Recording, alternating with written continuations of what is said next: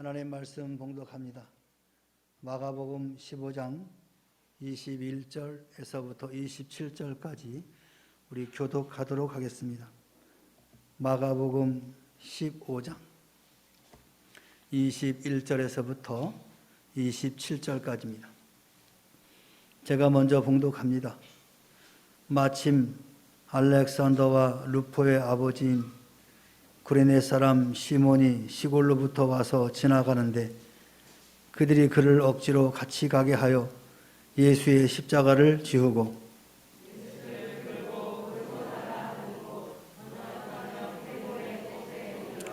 모략을 탄 포도주를 주었으나 예수께서 받지 아니하시니라.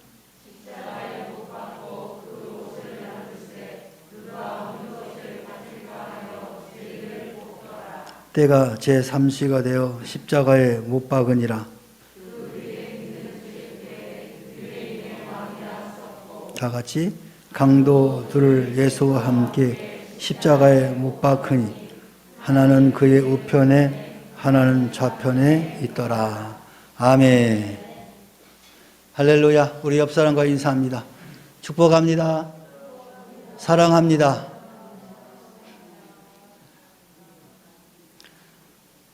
예수님의 생애는 고난으로 시작하여서 고난으로 끝난 생애라고 할 수 있습니다. 예수님의 생애를 살펴보면 고난의 종으로 출생해서 죽음에 이르기까지 철저하게 고난을 받으신 생애였습니다. 특히 겟세마네 동산에서 골고다 언덕까지의 고난은 그 절정이라고 할 수 있겠습니다. 오늘 고난 주일을 맞이하여서 주의 골고다의 길을 따라가며 주님의 길을 묵상하며 동참해 보시기를 바랍니다. 또 고난 주간을 통하여 영적으로 예수님의 고난에 동참하고 예수님의 죽으심에 동참한 후에 예수님의 부활에 참여하는 기쁨을 갖기를 소망합니다. 그러면 예수님이 가신 그 골고다의 길은 어떤 길이었을까요? 수모를 당하는 길이었습니다. 모욕을 당하는 길이었죠. 예수님은 수모를 당하기 위하여 이 세상에 오신 분입니다. 이사야 53장 3절에서 그는 멸시를 받아 사람들에게 버림받았으며 간고를 많이 겪었으며 질고를 아는 자라. 마치 사람들이 그에게서 얼굴을 가리는 것 같이 멸시를 당하였고 우리도 그를 귀히 여기지 아니하였도다라고 이사야 선지자는 밝히고 있습니다. 또한 53장 6절에서는 우리는 다 양 같아서 그를 행하며 각기 제 길로 갔거늘 여호와께서는 우리 모두에게 죄악을 그에게 담당시키셨도다. 사람들은 살기 위하여 이 세상에 출생하지만 주님은 죽기 위하여 오셨습니다. 바로 우리를 구원하시기 위하여, 대속하기 위하여 우리의 죄를 십자가에서 죽으심으로 용서받게 하기 위하여 오신 것입니다. 죄는 부끄러움입니다. 수모는 죄의 사기입니다. 우리가 우리 죄로 받아야 할 그 수모를 예수님께서 대신 받으신 것입니다. 예수님은 세상 사람들에게 많은 수모를 당하셨습니다. 특히 겟세마네 동산에서 최후의 고난의 잔을 앞에 놓고 피땀 흘려 기도하셨습니다. 로마 군병에 체포되어 끝내는 십자가 사형을 골고다 언덕에서 받을 때까지 그가 당하신 수모는 극에 달했습니다. 주님께서 가룟 유다를 앞세운 로마 군병에 체포된 후에 종교 지도자들과 정치 지도자들에게 불법의 재판을 강요당했습니다. 군병들은 예수님을 제일 먼저 안나스에게 끌고 갔습니다. 안나스는 전직 제사장, 대제사장으로서 교활하고 간교한 성격을 가진 자였습니다. 그는 예수님의 교훈에 관하여서 신문하였으나 혐의를 찾을 수가 없자 그는 그의 사위인 현직 대제사장인 가야바에게 예수님을 보냈습니다. 가야바는 산헤드린 공회에서 사회를 맡아 내가 하나님의 아들 그리스도냐라고 신문합니다. 그때 예수님은 내가 말하였도다라고 응답하였습니다. 가야바 역시 무죄한 주님을 자기들의 종교의 명분을 위하여 로마 제국의 반역자로 날조하여서 마침내 본디오 빌라도에게 호송을 하였습니다. 빌라도는 유대에 주둔한 로마 총독으로서 사형 판결권이 있었습니다. 그는 예수님께 내가 유대인의 왕이냐라고 신문을 하였습니다. 그때 예수님은 내 말이 옳도다라고 하였습니다. 또한 빌라도가 진리가 무엇이냐라고 계속 신문하였지만 주님은 진리를 앞에 세워두고도 알지 못하는 이 강팍한 빌라도에게 아무런 응답도 하지 않고 침묵을 지켰습니다. 빌라도는 예수님을 정죄할 근거를 찾지 못했습니다. 그래서 서로 원수였지만 예수님을 해하는 일로 친구가 된 헤롯 왕에게 보냈습니다. 헤롯 왕은 세례 요한을 살해한 자로서 양심의 고통을 당한 자였습니다. 헤롯은 예수님께 이적을 행해보라고 신문하기보다는 수모를 당하게 하였습니다. 헤롯도 무죄한 주님을 다시 빌라도에게 보냅니다. 대제사장 가야바로부터 시작해서 총독 빌라도에게 또 당시 분봉왕이었던 헤롯 왕에게 자기들의 죄를 면하기 위하여 여기저기로 예수님을 보내는 겁니다. 그들이 신문하여도 예수님의 죄목을 결코 찾을 수가 없었던 거죠. 그래서 다시 또 빌라도에게 헤롯을 보냅니다. 헤롯은 보냅니다. 이때 유대인들은 예수님 자신이 왕이라고 하였기 때문에 로마의 역적이다라고 고소를 하였습니다. 당시의 황제는 로마의 황제뿐이었습니다. 그렇기 때문에 많은 식민지 나라에서 반란을 일으키면서 자신들이 왕이다라고 하면서 지도자라고 하면서 반란을 일으키는 일들이 자주 있었습니다. 그때 로마의 황제뿐만 아니라 이렇게 나와 있는 총독들이 해할 수 있는 방법은 바로 이런 내란 음모죄입니다. 이것은 즉시 사형에 처하는 겁니다. 그래서 유대인들은 이 예수님이 바로 유대인의 왕이라고 했기 때문에 로마에 반란을 일으킨 자다라는 그 죄목으로 고소를 합니다. 빌라도에게 그를 사형치 않으면 반역자를 살려두는 것이니 로마 황제 가이사의 충신이 될 수 없다라고 소리를 지는 겁니다. 당신이 이 예수를 사형치 않으면 당신은 로마의 이 가이사에게 충성하지 않는, 불충성하는 그런 사람이 된다. 이렇게 빠져나갈 수 없는 그런 죄목을 가지고 고소를 하죠. 이 빌라도라는 사람은 겁이 많고 마음이 약한 사람이라고 그래요. 그래서 성경에 나와 있지 않지만 역사에 보면은 빌라도는 예수를 사형 언도하고 자기 나라로 귀국하는 길에 죽었다라는 그런 기록이 있습니다. 그러니까 예수를 사형 언도를 하고 마음이 엄청 괴로웠던 거죠. 성경에 보면은 그 빌라도의 아내가 당신이 이 예수의 일에 대해서는 간섭하지 말라라고 충고한 내용도 있습니다. 그런데 지금 이 유대인들이 하고 있는 행위는 결코 유대 총독으로서 관여하지 않을 수 없는 상황이었거든요. 그래서 원치 않게 사형을 언도하였지만 결국에 그의 인생은 아주 비참한 꼴이 되었다라는 그런 역사가 있습니다. 왜 그러냐면 이 빌라도는 겁이 많고 마음이 연약한 자라는 거입니다. 그래서 이 유대인들의 이 고소에 결국에는 예수님을 사형하도록 언도하였습니다. 이 불법의 종교 재판과 헤롯과 빌라도의 재판 과정에서 주님은 말할 수 없는 그런 수모를 당하게 되었습니다. 그리고 예수님의 이 골고다의 길은 고난을 당하는 길이었습니다. 그는 고난을 당하기 위해서 이 땅에 오셨습니다.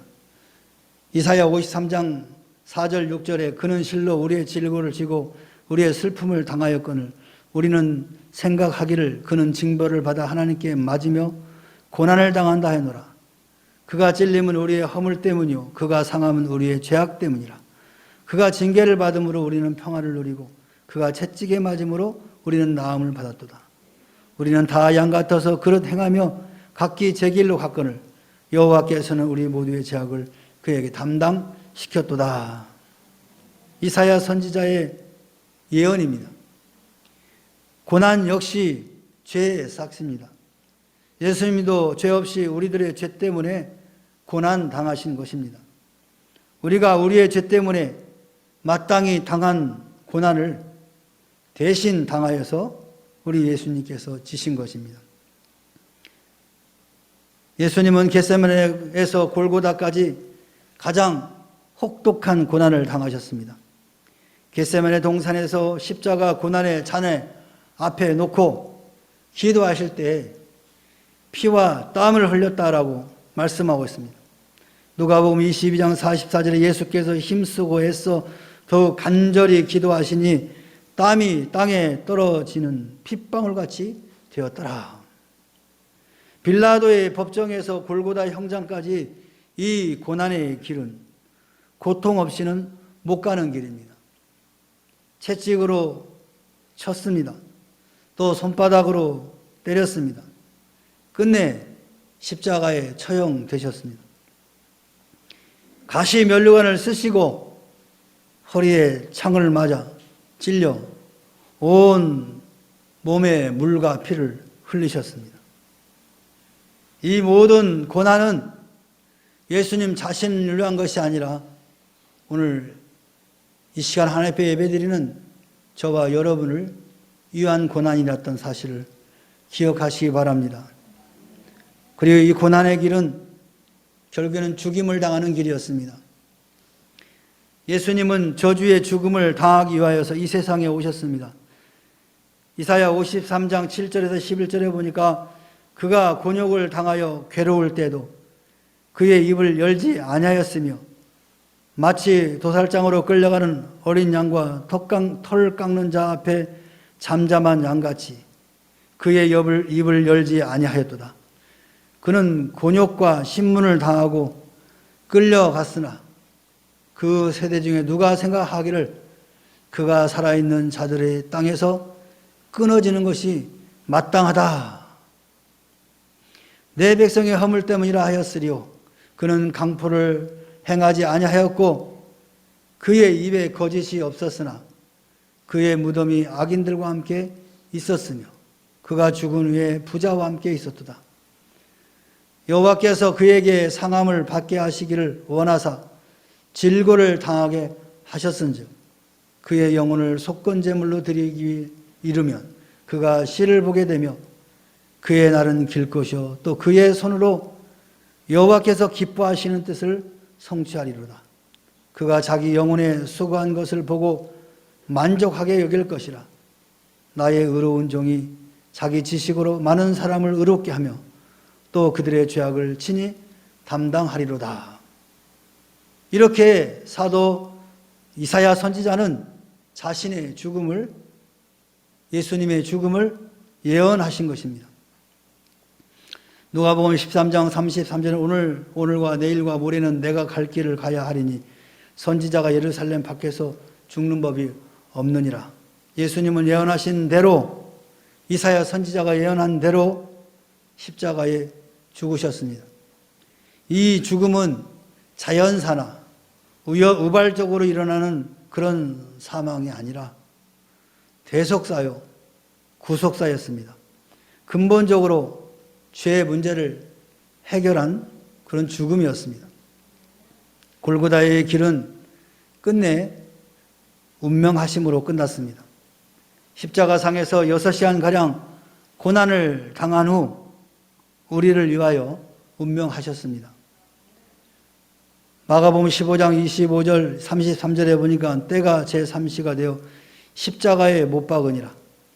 제6시가 되며 온 땅에 어둠이 임하여 제9시까지 계속하더니 제9시에 예수님께서 크게 소리 지르시되 엘리 엘리 라마 사막다니 하시니 이를 번역하면 나의 하나님 나의 하나님 어찌하여 나를 버리셨나이까 라는 뜻이라.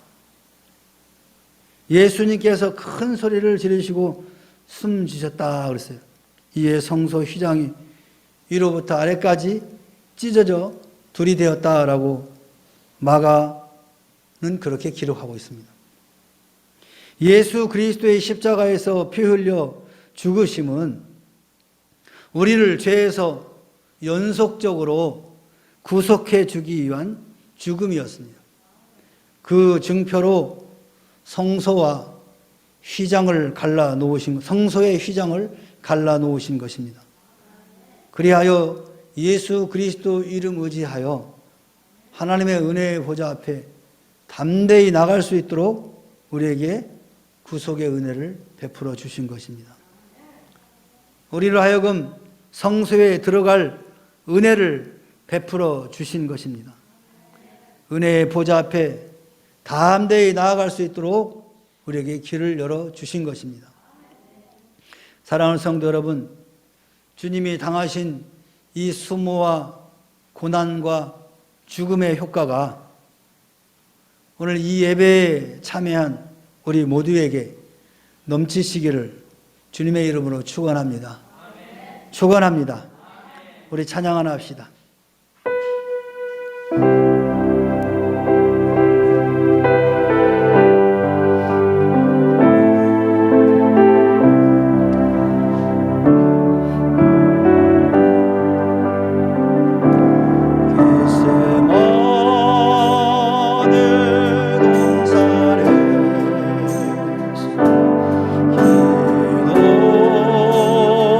기도하실 때